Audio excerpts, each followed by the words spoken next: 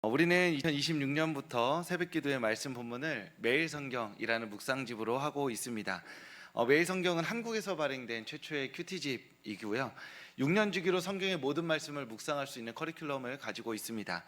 그래서 올해가 그 첫 해여서 현재는 6년 기획의 첫 관문인 이제 창세기 말씀을 새벽기도회 때 함께 말씀으로 나누고 있습니다. 그래서 앞으로 오후 예배 시간에는 가능하면 한 주간의 묵상 새벽기도의 본문들 중에서 하나를 선정하여서 함께 은혜를 나누고자 합니다. 오늘 그렇게 해서 선정한 본문은 하나님께서 소돔과 고모라라는 악한 성읍을 심판하는 말씀입니다. 우리는 교회에서 어떤 삶이 복받는 삶인지는 많이 듣곤 합니다. 말씀과 기도, 하나님을 사랑하고 이웃을 사랑하는 삶에 대해서 많이 듣죠. 그런데 어떻게 하면 확실히 하나님의 심판을 받을 수 있을 것인가에 대해서 많이 나누질 않습니다. 왜냐하면 심판받고 싶지 않으니까요. 굳이 부정적인 이야기를 할 필요가 없습니다. 다만 오늘 소돔과 고모라의 이야기는 어떻게 하면 우리가 필히 하나님의 심판을 받을 수 있는가, 받고 싶어서 그러는 건 아니고 어떤 우리의 삶의 모양과 태도가 있으면 하나님의 심판이 피해가지 않고 우리 인생에 정조준할 수 있는가에 대해서 경고하며 두려움 가운데 살펴보게 만드는 본문이라고 할 수 있습니다. 아마도 많이 알고 계신 본문일 거죠. 소돔과 고모라에 하나님께서 심판하신다는 내용이죠. 이 소돔과 고모라에는, 특별히 소돔 땅에는 아브라함의 조카 롯이 살고 있었습니다. 소돔성은 비옥했고 문명을 이루고 있었죠. 굉장히 훌륭한 도시였습니다. 사람이 살기에, 문명 가운데 살기에 아주 만족스러운 곳이었죠. 그런데 이 풍요 이면에 하나님께 하나의 소리가 들려옵니다. 즉, 이 소돔 땅에 있는 어떤 사람들이 끊임없이 부르짖기 시작한 것입니다. 그래서 창세기 18장 20절에 보면 소돔과 고모라에 대한 부르짖음이 하나님께 닿았다라고 이야기합니다. 즉, 하나님이 알아보고 계신 게 아니라 하나님 가만히 계신데 소돔 땅에서 자꾸만 어떤 부르짖는 소리가 들려서 하나님이 주목하지 않을 수 없는 상황이 온 것이죠. 여기서 부르짖다라는 것은 고통으로 인해 비명을 지른다입니다. 구약 성경에서 가장 대표적인 표현으로는 가인이 동생 아벨을 죽였을 때 하나님께서 가인을 찾아서 이렇게 얘기하십니다. 땅에서 아벨의 목소리가 호소하고 있다, 아벨의 피가 호소하고 있다라는 이야기를 합니다. 즉, 아벨이 죽었을 때 그 피가 땅에 흘러서 그 억울한 죽음에 대한 원한 그리고 분통함을 하나님께 호소할 때 오늘 본문에 나오는 것처럼 부르짖음이라는 표현을 씁니다. 즉, 이 소돔 땅에는 누군가가 끊임없이 죽어나가고 있었고 그 죽음이 억울한 죽음이었기에 그 소돔 땅에 사는 사람들이 끊임없이 죽겠다 죽겠다 죽겠다 하며 부르짖고 있었던 것이죠. 그 소리를 하나님께서 포착하시고 듣게 됩니다. 물론 소돔 땅에 있는 모든 사람들이 다 죽음의 위험에 노출되어 있지는 않았겠죠. 누군가는 부르짖었고 누군가는 부르짖게 만들었던 것입니다. 이 비대칭적인 힘의 그 불균형이 결국 그 소돔 땅에서 끊임없이 부르짖는 사람을 재생산되게 만들었고 누군가의 부르짖음으로 말미암아 부르짖게 하는 사람들의 삶이 유지되게 했다라는 것입니다. 그래서 하나님은 이 소돔 땅에서 자꾸만 이제 컴플레인이 오니까 안 되겠다 싶어서 직접 이 땅에 내려오시죠. 하나님과 두 천사가 오십니다. 그런데 하나님이 굳이 내려오실 필요가 있었을까요? 당연히 없겠죠. 왜냐하면 하나님께서 가만히 계신데 땅에서 부르짖는 소리가 들립니다. 그러면 하나님이 들으시는 소리이니까 거짓말이 하나님께 닿진 않겠죠. 거짓말은 우리 같은 사람들한테 닿아서 분별이 필요한 건데 하나님 귀에 들린다는 건 실제 일어난 사건, 실제 부르짖고 있는 사람들의 이야기가 하나님 귀에 들려왔다라는 겁니다. 그러니까 하나님께서 굳이 이 죄가 얼마나 심각한지 판단하시기 위해서 이 땅에 내려오실 필요가 없는데 이 소돔과 고모라를 위해서는 이 땅에 내려오십니다. 그리고 아브라함을 먼저 만나시고요, 두 천사를 소돔 땅으로 보내십니다. 가서 알아보라라는 것이죠. 하나님이 부르짖음을 의심해서가 아니라 부르짖음의 자리에 있어야만 그 고통의 깊이를 알 수 있기 때문에 그 부르짖음의 자리에 들어간 것입니다. 우리의 죄를 구원하시기 위해서 예수님께서 하늘에서 이 땅 가운데 육신이 되어 오셨던 것처럼 소돔 땅의 부르짖음을 알기 위해서, 그 부르짖음이 어디에서 파생되는지 보기 위해서 두 천사가 내려와서 소돔 땅에 간 것입니다. 즉 이 두 천사의 책임은 무엇이냐면 소돔 땅에 가서 부르짖는 일을 당하는 것입니다.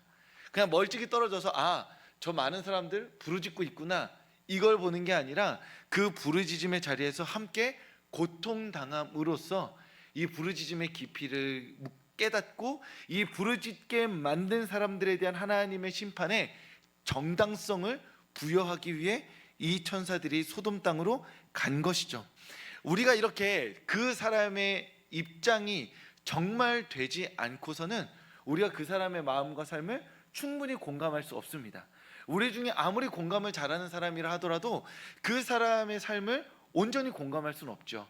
예를 들어서 한 집안에 7 자녀제의 첫째 아들, 그래서 집안의 어떤 책임과 의무를 가득 어깨에 짊어지고 산 그 첫째 아들과 7 자녀들 중에 누나가 6이고 막내 아들로 태어난 그 막내 남자 아이와 두 남자가 둘이 만났을 때 두 사람이 서로의 삶을 온전히 이해할 수 있을까요?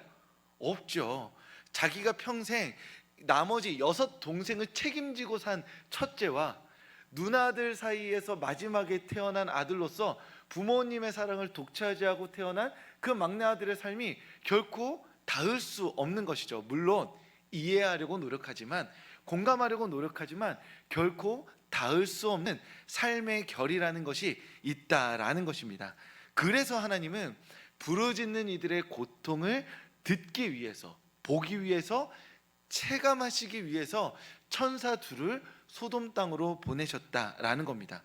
문제는 무엇이냐면 이 땅의 부르짖음을 감찰하기 위해 보낸 천사의 모습이 나그네라는 것이죠. 이 피해자의 자리로 들어가기 위해서 나그네로 오신 것이 우리에게 문제가 됩니다. 왜냐하면 이 땅의 역사를 하나님께서 살펴보시기 위해서 지금도 천사와 같이 하나님의 사람들을 이 땅에 보내시고, 이 땅이 심판받을 만한 땅인지 하나님의 복을 받을 만한 땅인지 그 사람들을 보내고 계실 텐데 우리가 그 사람들을 판별하기가 어렵다는 겁니다. 이 땅에 우리와 같은 모습으로 와서 이 땅이 심판받을 땅인지 복받을 땅인지를 알게 하기 위해서, 고통을 체감하기 위해서 이 땅에 올 때 하나님은 언제나 피해자의 모습으로 오신다는 것이죠. 피해자가 겪을 일의 그 자리에 한복판에 들어가셔서 그 고통을 스스로 감당하시는 분이 바로 우리 하나님의 사람들이라는 것입니다. 그런 의미에서 우리는 이 세상 가운데 폭력의 피해자들에게서 천사의 얼굴을 보게 된다라고도 말할 수 있다라는 것이죠. 우리가 이 땅을 돌아다니는 하나님의 사람들, 하나님의 천사들을 보기 위해서 어디를 보아야 하는가? 가장 화려하고 밝은 곳, 가장 높은 곳이 아니라 가장 고통 가운데 부르짖는 사람들의 얼굴을 볼 때 그 얼굴들 중에 하나님의 천사의 얼굴들이 있을 수 있다라는 것이죠. 그렇다고 해서 모든 피해자가 선하다, 착하다, 천사다, 그들의 모든 요구가 합당하다라고 말씀드리는 것이 아닙니다. 그리스도인은 모든 부르짖음의 자리에 하나님의 보내신 천사가 있을지도 모른다는 마음을 가지고 그 피해자들에 대한 판단을 유보하고 그들을 위해 마음 다해 기도해 주어야 하는 사람들이라는 것이죠. 그리스도인들이 가장 앞장서서 하나님의 말씀과 기준을 가지고 이 세상 만사 일어나는 모든 일에 대해서 끊임없이 기준과 잣대를 정하여서 이건 하나님의 뜻이야, 이건 하나님의 뜻이 아니야, 이건 하나님에 의해 일어난 일이야, 이건 하나님이 개입하시지 않은 일이야 라고 분별해 주는 역할이 그리스도인의 역할이 아니라는 겁니다. 그리스도인들은 끝까지 할 수 있는 한 침묵하면서 눈물 흘리는 자들을 위하여서, 죽어가는 자들을 위하여서, 부르짖는 이들을 위하여서 곁에서 기도하며 하나님의 은혜를 구하는 자들이라는 것이죠. 우리가 그들과 함께 고통받을 것이 아니라면 최소한 그 피해에 대해서 함부로 말하지 않고 그 삶을 위해 축복하고 기도하며 다시 일어설 수 있도록 하나님의 마음을 품는 것, 그것이 바로 그리스도인의 참된 모습이라는 것입니다. 그런 의미에서 하나님은 소돔 땅을 향해서 그냥 야 망해라, 무너져라, 불 내려라 라고 말씀하시지 않으신 것이죠. 천사들을 통해 그 고통을 직접 겪게 하기로 결정하셨던 것입니다. 그래서 저녁 때쯤에 하나님이 보내신 두 천사가 소돔성에 도착합니다. 이들은 뭐 하러 갔냐 하면 그곳에 죄 짓고 있는 사람들을 심판하기 위해 간 것이 아니라, 다시 한번 말씀드리지만 그 죄에 노출되어서 그 죄로 말미암아 부르짖기 위해 그 땅에 갑니다. 그리고 나서 밤에 도착하여 그곳에서 밤을 보내기 위해 길을 걷고 있을 때 아브라함의 조카 롯이 성문에 있다가 그 나그네처럼 보이는 두 사람을 부릅니다. 제발 우리 집에서 머물다 가라고 말이죠. 왜 롯이 굳이 이 두 사람을 불렀을까요? 보통은 저녁 때까지 나그네를 기다리지 않습니다. 왜냐하면 나그네들도 생각이 있으면 저녁 때는 굳이 성 안으로 들어오지 않죠. 위협을 받을 수 있기 때문에요. 낮에 들어와서 머물 곳을 찾고 저녁에는 몸을 지키고 숨기는 것이 이방인의 기본적인 태도입니다. 그런데 롯은 그 저녁 늦은 시간까지 성문에서 기다립니다. 왜냐하면 소돔이 어떤 곳인지 알았기 때문이죠. 얼마나 폭력이 횡행한 곳인지 알았기 때문에 끝까지 기다리다가 두 천사를 맞이한 겁니다. 그리고 그 나그네를 자신들의 집에 불러들여서 하룻밤을 보내게 합니다. 천사들은 내가 밤을 길에서 보내겠다, 그러니 굳이 맞이해주지 않아도 된다 했지만 롯은 무죄한 이들이 밤에 길에서 소돔의 폭력에 노출될 것을 걱정하여 자신의 집으로 초청하게 된 것이죠. 그래서 이 두 천사는 나그네의 모습으로 롯의 집에 들어가게 됩니다. 이때부터 매우 끔찍한 일들이 발생하게 됩니다. 성경에 보면 소돔 백성들이 노소를 막론하고 원근을 막론하고 이 롯의 집에 찾아왔다 말합니다. 굉장히 징그럽고 끔찍한 장면이죠. 소돔성에 있는 나이 많은 남성이나 나이 어린 남성이나 멀리 사는 남성이나 가까이 사는 남성이나 모두가 다 롯의 집에 이방인 나그네가 왔다는 소식을 듣고 그 문 앞에서 문을 두드리면서 그 이방인을 내놓으라고 소리치고 있는 것입니다. 굉장히 폭력적이고 굉장히 끔찍한 장면이 아닐 수 없습니다. 그래서 롯이 말하죠. 왜 그러느냐? 이들에게 폭력을 가하지 말라라고 말하지만 이들은 그 자신들의 들끓고 있는 그 욕망을 견디지 못해서 끊임없이 롯의 문을 두드립니다.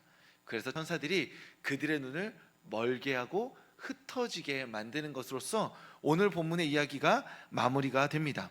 그렇다면 소돔의 노소 분간하지 않고 원근 가리지 않고 그곳에 있는 모든 남성들이 롯의 집에 앞에 와서 문을 두드리며 이방인 나그네를 요구한 이유가 무엇일까요? 그 첫 번째 가장 중요한 이유는 삐뚤어진 성적 욕망이라고 할 수 있습니다. 아마도 이들은 그곳에 모인 소돔성에 있는 남성들은 남녀를 가리지 않고 이방인 나그네라고 한다면 그들 모두에게 성적인 폭력을 가했을 것입니다.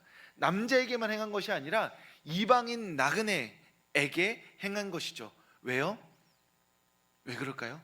그것이 자신들의 쾌락을 만족시키는 그 삐뚤어진 행동이기 때문입니다.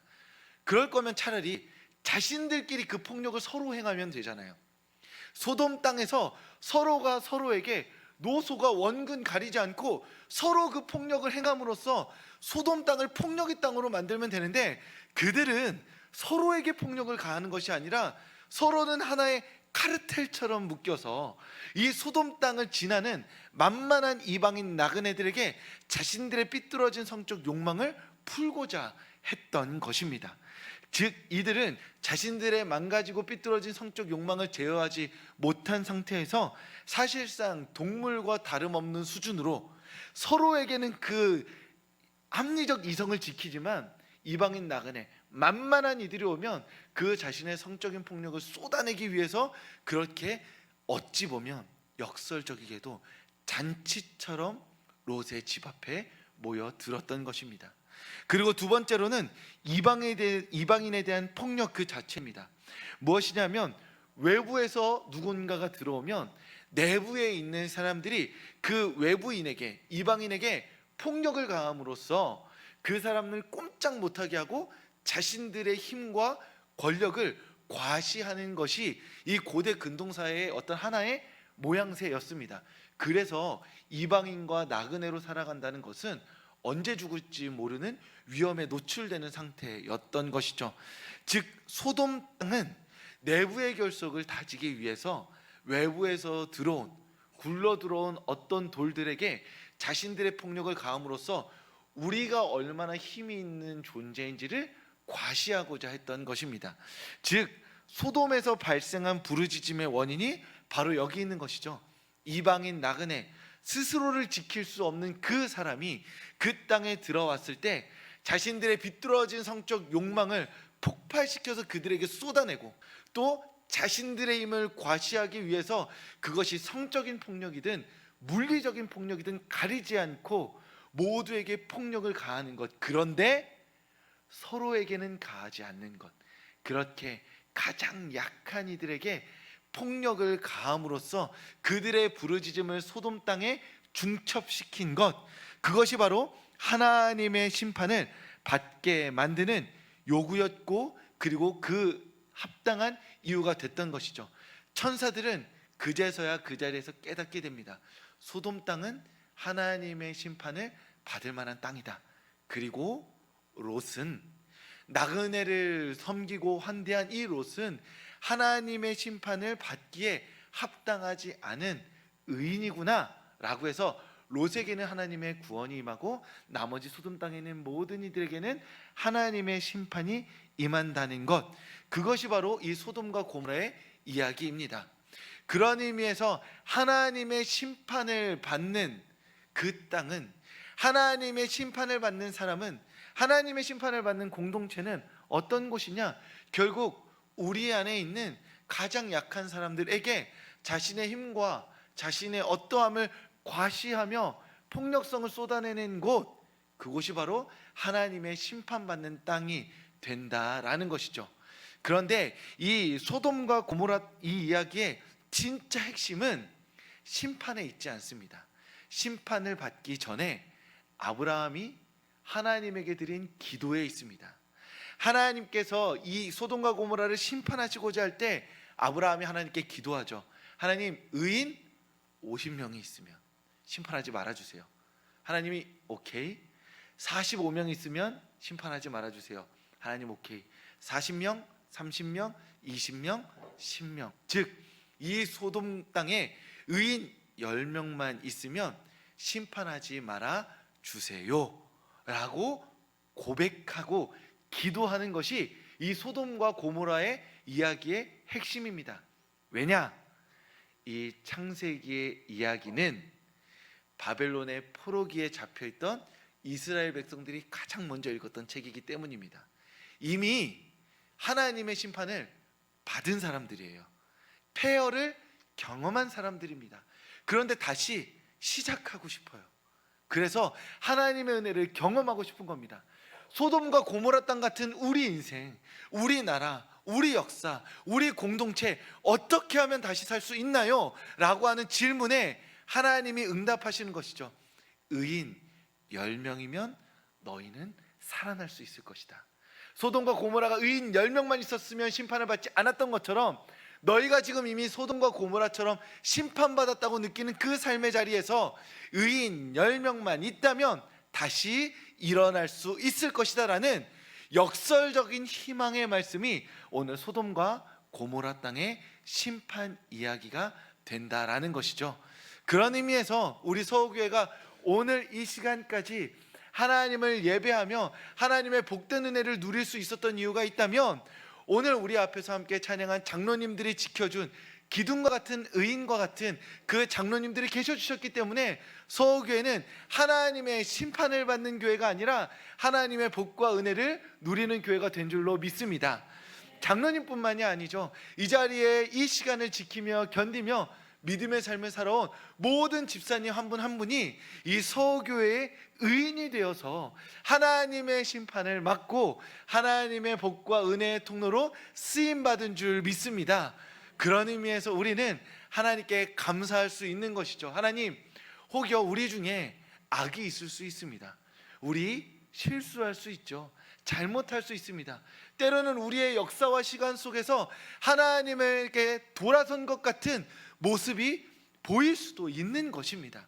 그럼에도 불구하고 끝내 하나님이 우리를 돌보시고 사랑하시는 이유가 있다면, 그렇게 하나님을 예배하는 이 자리에서 의로운 삶의 마음으로 하나님께 자신의 삶을 드리며 교회를 위해 기도하고 헌신하는 성도님들이 있으시기에 이 서울교회가 하나님의 뜻을 담고 하나님을 영화롭게 하는 교회로서 오늘도 주님 앞에 쓰임받고 있는 줄 믿습니다.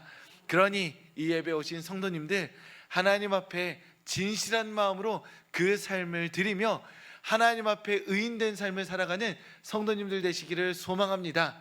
그래서 의인된 성도님들로 말미암아 이 서울교회가 복받고 함께 예배하는 우리 모두가 하나님의 충만한 은혜를 누리게 되는 이 서울교회, 그리고 우리 모든 성도님들 되실 수 있기를 주님의 이름으로 축복합니다.